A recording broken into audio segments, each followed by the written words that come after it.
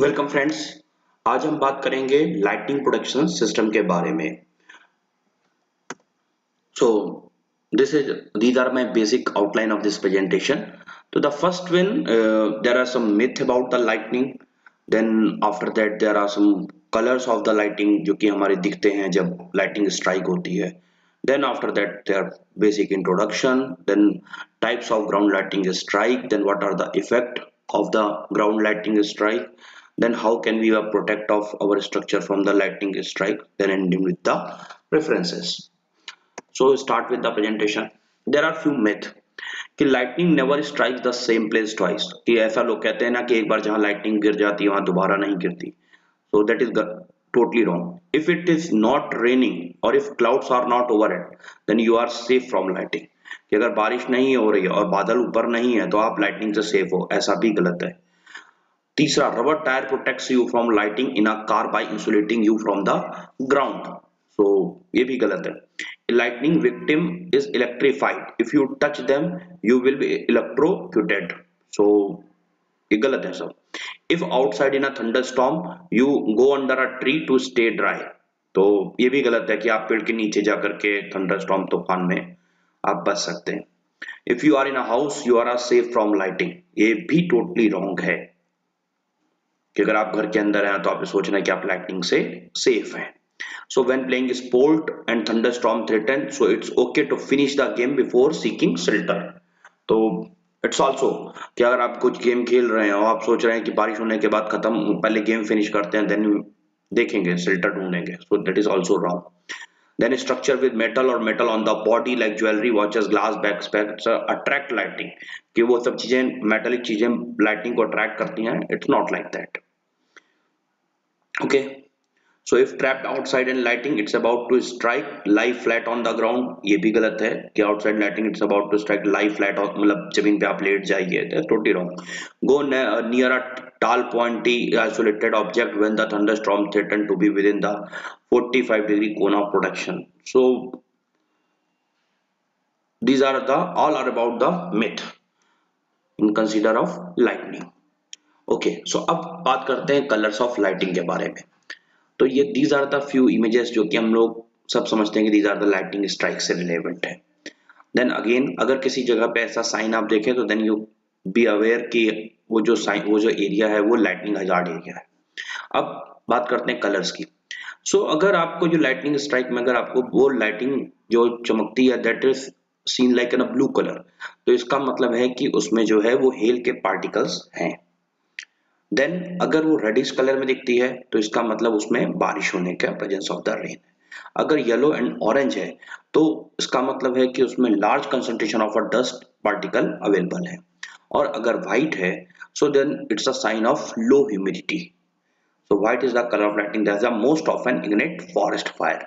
जो फॉरेस्ट का जो फायर होता है उस केसेस में बेसिकली होती है. So this is a clear general knowledge thing. So you go to the next. अब introduction. So basically lighting is a natural phenomena which develops under the upper atmosphere, become unstable due to the convergence of a warm solar heated vertical air on the cooler upper arms. So basically क्या होता है कि there is a charges positive and negative. तो जब इन दोनों का आपस में फ्रिक्शन होता है तो then we have seen the lightning strike. तो बेसिकली so इसका कॉन्सेप्ट सेम ही है कि जब hot cold air by mass जाती है और देन वो कोल्ड वार्म एयर ऊपर की ओर उठती है देन उसी के through they will create a pressure and everything. तो उसी से ही हमारा लाइटनिंग स्ट्रोक जो कोलम्बिनियस क्लाउड होता है वो और डिस्ट्रीब्यूशन चार्ज में होता है, टिपिकल चार्ज डिस्ट्रीब्यूशन. अब types of ground lighting strike. जो लाइटनिंग स्ट्राइक ग्राउंड पे करती है वो कैसे करती है. बेसिकली जो लाइटिंग होती है वो चार तरीके के मेथड में है. तो फर्स्टली हम पहले बात करते हैं दो तरीके में कि एक होता है अपवर्ड फ्लैश और दूसरा होता है डाउनवर्ड फ्लैश. कि अगर लाइटनिंग का जो वो पोजीशन है कि अगर हमको स्काई से जमीन पे गिरती हुई दिखाई देती है that is called the downward flash. और जो दूसरा फ्लैश होता है वो हमको दिखता है कि जमीन से ऊपर की ओर स्काई की तरफ जा रहा है. सो ये हम लोग इस इमेज में थ्रू इजिली डिफरेंशिएट कर सकते हैं. अब बात करते हैं चार्जेस के लेकर के. तो पॉजिटिव एंड नेगेटिव चार्जेस ये दोनों तरफ होते हैं. तो अब इसमें चार कंडीशंस बनती हैं कि नेगेटिव चार्जेस ऊपर से नीचे आ रहा है. दूसरा पॉजिटिव चार्जेस ऊपर से नीचे आए, दोनों केसेस में लाइटनिंग स्ट्राइक। तीसरा, नीचे से पॉजिटिव चार्ज ऊपर की तरफ जाए, और चौथा, निगेटिव चार्जेस नीचे से ऊपर की तरफ जाए। So these 4 type of the ground lightning strike. So this type of scene like this. Okay. अब इफेक्ट क्या क्या होते हैं लाइटनिंग स्ट्राइक से? सो फर्स्टली जो इफेक्ट है इनको क्लासिफाइड किया गया है डायरेक्ट इफेक्ट और इनडायरेक्ट इफेक्ट में। तो अगर हम डायरेक्ट इफेक्ट की बात करें तो first one is the thermal effect. तो अगर हम थर्मल इफेक्ट की बात करते हैं तो ऑब्वियसली है कि जब ऊपर से लाइटनिंग स्ट्राइक होती है तो ऑब्वियसली है कि there are lots of amount of the heat जो होती है वो हमारे उस जगह पे आकर के गिरती है या फिर ट्रांसफर होती है। तो obviously it's relevant to heat, तो it's a thermal effect होता है। then second one is the acoustic effects। तो हम जब सब जानते हैं कि जब lightning strike होती है there are sound they produce, तो उस कारण जो होता है वो acoustics effect create होता है। Third, luminous। सो जब लाइटनिंग स्ट्राइक फॉल होती है ऊपर से नीचे की तरफ तो एक चमक होती है, सब लोगों ने देखा है। तो वो जो luminous इफेक्ट होता है वो उसी ग्लेयर उसके कारण ही चमक होता है।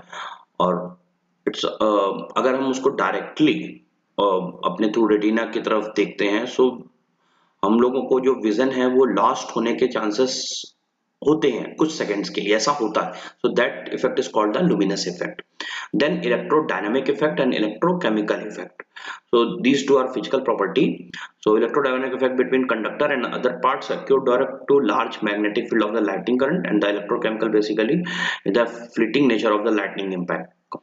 Okay, so we are just go to the indirect effect. तो the first one चूंकि heat transfer हो रही है तो there is the effect called the conduction, then induction because the electromagnetic field radiated by the lightning strike, then the third is the rising up from the ground.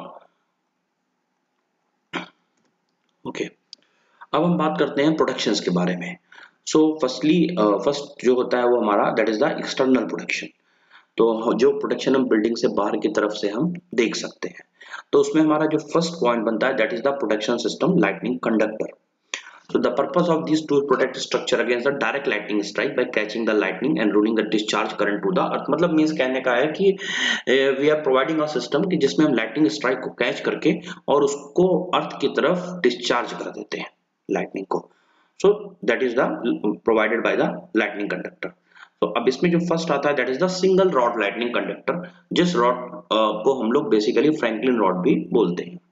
So basically ये एक metal rod होती है जो कि हमारे structure के ऊपर installed होती है। कुछ प्रिफर्ड पॉइंट पे हम लोग ऐसा कि यहाँ पे चांस है जो हायर पॉइंट हो हम लोग इंस्टॉल्ड करते हैं ताकि लाइटनिंग स्ट्राइक हो तो वो रॉड इजिली कैच करके देन उसके चार्जेस को जमीन में ग्राउंड में ट्रांसफर कर दे।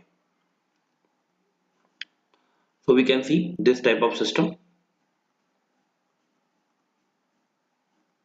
इवन दिस सेम कि अपने बिल्डिंग स्ट्रक्चर के ऊपर एक लाइटनिंग कंडक्टर रॉड जिसको फ्रैंकलिन रॉड बोलते हैं उसको हम डाउन कंडक्टर के थ्रू नीचे ले जा करके बाद में अर्थिंग के थ्रू जमीन में ग्राउंड चार्ज ट्रांसफर करने का सिस्टम को हम लोग फ्रैंकलिन रॉड या फिर the first one single rod lightning conductor कहते हैं।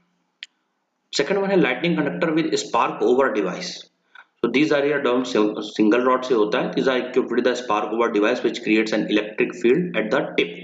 So basically क्या है कि उसके जो टिपिंग पॉइंट है उस पे एक इलेक्ट्रिक फील्ड करते हैं तो जिससे चांसेस क्या होते हैं कि जो लाइटनिंग है वो उसको जल्दी कैच करेगी, कैच करने में इजी होती है। सो केवल मेन रीजन यही है कि उसका जो टिपिंग पॉइंट होता है रॉड का उस पे हम लोग एक इलेक्ट्रिक फील्ड जनरेट करते हैं ताकि अगर लाइटनिंग अगल बगल या थोड़ी दूर पे गिर रही है तो वो लाइटनिंग को कैच करके देन ग्राउंड में ट्रांसफर कर सके। देन द जो थर्ड पॉइंट होता है वो किसी बड़े स्ट्रक्चर या किसी सेटेड पे हम लोग ऐसा ग्रिड बना करके हम लोग करते हैं। So meshed cage lightning conductor with meshed cage कैसे कि स्ट्रक्चर के ऊपर एक इंसुलेटिंग लेयर गैप करके एक उस गैप के थ्रू हम पहले एक मेश केज बनाते हैं और अल्टरनेट डिस्टेंस पे हम लोग रॉड को प्लेस करते हैं और देन फिर इसके बाद उस बिल्डिंग के चारों तरफ नीचे ग्राउंड में पैरीमीटर करके पैरीमीटर लेवल पे हम लोग अर्थिंग को करते हैं, जिससे क्या होता है जितने भी कहीं पे भी हमारी इस पूरी बिल्डिंग के किसी स्ट्रक्चर पे कॉर्नर पे या जंप में सेंटर में लाइटनिंग स्ट्राइक होगी तो वो चार्ज को इक्वली डिस्ट्रीब्यूट करके ग्राउंड में अर्थिंग के थ्रू ट्रांसफर कर देगी। अब हमारा सेकंड टाइप होता है जो हमारा electrogeometric model. This is the basically typical model, क्योंकि जब भी लाइटनिंग स्ट्राइक होता है तो वो सीधा एक पॉइंट में नहीं होता है, वो कब कितने एंगल पे रोटेट चार्ज चेंज कर रहा है हम इसको गेस नहीं कर सकते, और आज तक कोई गेस नहीं कर पाया। तो we just guess method.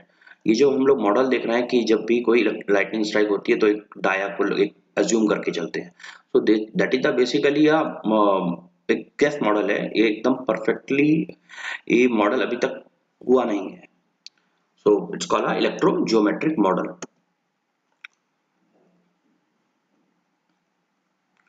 Third point की बात करें तो कैप्चर सरफेस एरिया। तो the site is to be protected when consist of several building of extend beyond the range of a single capture device, like production plan must be drawn up the area. It is always too difficult to achieve total coverage of a site when it is made of a structure of a different type. So that's um, it's just a same theory behind when we are studying the this slide. This. Okay, then again production system में जो चौथा important part होता है down conductor का। तो basically down conductor का एक बहुत बड़ा रोल प्ले होता है। क्यों? क्योंकि लाइटनिंग कंडक्टर का जो काम होता है वो लाइटनिंग स्ट्राइक के चार्जेस को कैच करना होता है। अब लाइटनिंग कंडक्टर स्ट्राइक चार्ज का कैच करने के बाद उसको ट्रांसफर करती है अपने बिलो पॉइंट से डाउन कंडक्टर की ओर। तो बेसिकली जो डाउन कंडक्टर होता है वो हमारा इतना स्ट्रांग होना चाहिए और इतना डायरेक्ट रूट होना चाहिए उसका कि वो उन हायर चार्जेस को वो बिना किसी प्रॉब्लम्स के, लाइक वो ना मेल्ट हो ना कुछ ऐसा, कंडक्टर ऐसा ना हो, ना प्रॉपर बॉन्डिंग के थ्रू वो नीचे जमीन में उसके चार्जेस को अर्थिंग में ट्रांसफर कर दे। So that is the basically main work of the down conductor, जो कि हमारा मेन रोल प्ले करता है थ्रू एयर टू ग्राउंड तक। Then the 1.5 the earthing system, जो हमारा पांचवा इंपॉर्टेंट पार्ट है। तो बेसिकली अर्थिंग एक अपने आप में एक टॉपिक है। मैं आप इस पे मैं मेन डिटेल प्रेजेंटेशन हम लोग करेंगे। अर्थिंग जो है वो जनरली हम लाइटिंग प्रोडक्शन के लिए तो करते ही हैं, इवन हमारे घर के इक्विपमेंट और अप्लायंसेस में जो भी एक्स्ट्रा चार्जेस आ जाते हैं उनको भी हम ग्राउंड में ट्रांसफर करने के लिए अर्थिंग सिस्टम करते हैं। तो बेसिकली अर्थिंग हम इसलिए करते हैं कि जो भी हमारे एक्सेस आयंस होते हैं, जो एक्स्ट्रा आयन आ जाते हैं, तो उनको हम लोग ग्राउंड में ट्रांसफर कर सकते हैं।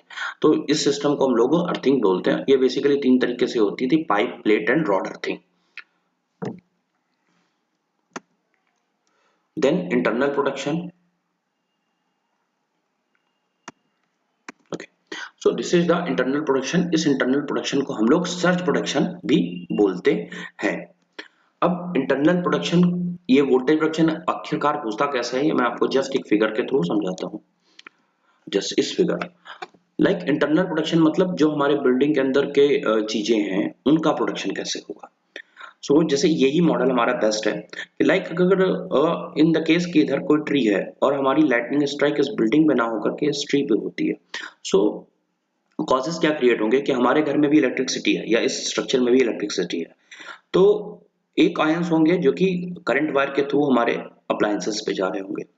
अगर ये अर्थिंग सिस्टम नहीं होगा पेरीमीटर में, तो होगा क्या कि जो आयंस होंगे वो इस ग्राउंड के नियरेस्ट से होते हुए हमारे अर्थिंग में आकर के, और अर्थिंग के थ्रू हमारे मेन लाइन में आकर, मतलब अर्थिंग वायर से आकर के, तो जो इलेक्ट्रॉन्स होंगे वो दोनों तरफ से आएंगे, एक करंट वायर और एक अर्थिंग वायर। तो उससे होगा क्या कि क्रिएट होता है कि उससे हमारे अप्लायंसेस तो पहले बिगड़ने का खतरा होता ही है। देन सेकंड थिंग, हम सब ने वो सिनारियोस देखा होगा मूवीज में कि लाइट जो है वो काफी ज्यादा जो है वो ब्लिंक करती है। तो वो यही रीजन है, क्योंकि उसमें अल्टरनेट करंट क्या होता है कि दो साइड से इलेक्ट्रॉन्स मूव कर रहे होते हैं, एक करंट वायर से और एक अर्थिंग के वायर से। तो इसलिए ये पेरीमीटर टाइप का स्ट्रक्चर इंपॉर्टेंट है, बिकॉज क्या होता है कि नीचे से इलेक्ट्रॉन कहीं से भी आए वो हम दूसरे अर्थिंग में ग्राउंड चार्ज ट्रांसफर कर दें। इसके अलावा जो नीचे से हमारा प्रोटेक्शन बोर्ड या अर्थिंग होता है जिसका वायर आता है, हमको वहां पर एक सर्किट जो है प्रोवाइड करना होता है कि in the case of ions जब नीचे से ऊपर ट्रांसफर करें, देन उस केस में हमारा वो जो सर्किट है वो ब्रेक हो जाए। सो बेसिकली ये सर्किट मार्केट में आता है, इसको हम लोग ELCB बोलते हैं, that is called the earthing load circuit breaker. और यही अपग्रेडेड वर्जन में अभी RCCB में आता है, जिसको बोलते हैं residual current circuit breaker. So that is the part of the our internal protection system जो कि हम लोग यूज करते हैं अपने बिल्डिंग में। So these are the basic references. The first of the effect of lighting on building of its production measure by Kunal Patel. Then modern measure to reduce and the impact of lighting, SME Prakash. Lightning Phenomena, Introduction and Basic Information to Understand the Power of Nature, Lucas Stesawaki. Then I have used most of the theoretical part from 10 India book. Thank you. If you want my this presentation, then please check my caption. I will share the Google Drive link of this presentation. And please like the video and subscribe my channel. Thank you.